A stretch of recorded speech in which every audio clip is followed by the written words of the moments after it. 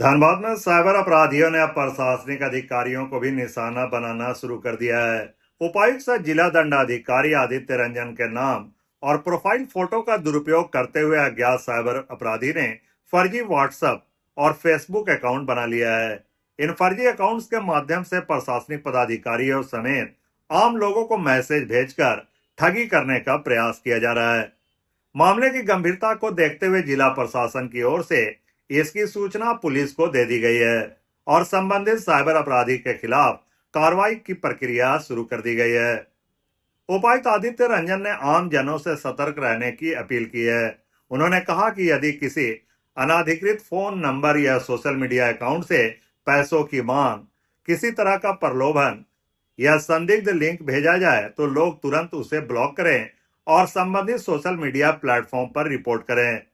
साथ ही किसी भी संदिग्ध मैसेज या लिंक को क्लिक करने से बचें।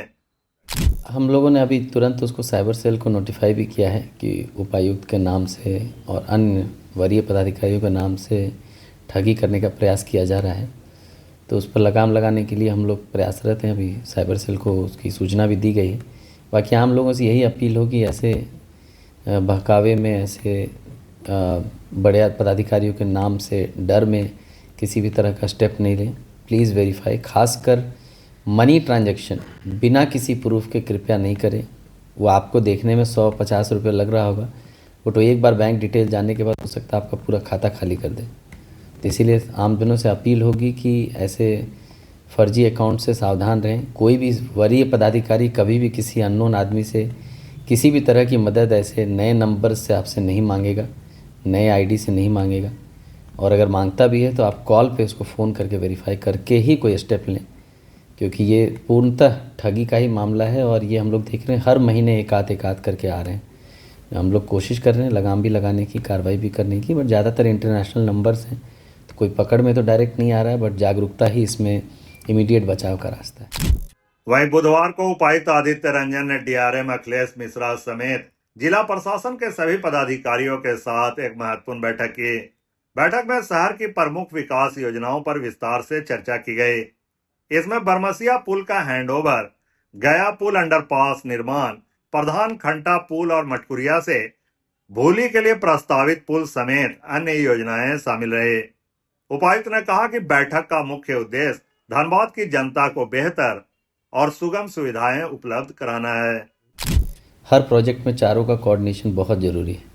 उसी के लिए आज कोऑर्डिनेशन बैठक थी। सभी बड़े प्रोजेक्ट्स पर चर्चा हुई, खासकर बरमसिया पुल जो हम लोगों ने अभी जस्ट कंप्लीट किया है उसका हैंडओवर, गया पुल में जो नया अंडरपास बन रहा है उस पर चर्चा हुई।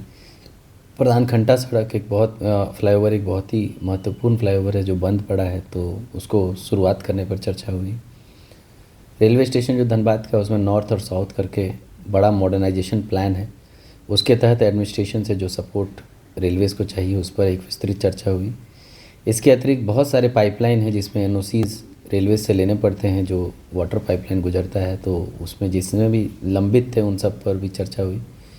और मूल रूप से यही है कि धनबाद के विकास को लेके जो इंटर डिपार्टमेंटल कोऑर्डिनेशन नहीं होने की वजह से विलम्ब होते प्रोजेक्ट्स में, उसको ख़त्म करने के लिए एनओसीज़ टाइमली मिले रेलवे से, एनएच से, हमारे यहाँ से, उसके लिए एक विस्तृत चर्चा हुई और उसको सॉल्व करने का प्रयास किया गया। और हम लोग इसी प्रयास में हैं कि इस बरसात, जो लास्ट बरसात जो हालत थी धनबाद में, और लास्ट दशकों से हर बरसात में जो हालत रहती है ट्रैफिक को लेके, लोगों के आवागमन को लेके, वो हालत इस बरसात नहीं हो, उसके लिए हम लोग प्रयासरत हैं। हम लोगों की पूरी कोशिश है कि इस बरसात से पहले प्रधान खंटा शुरू हो जाए।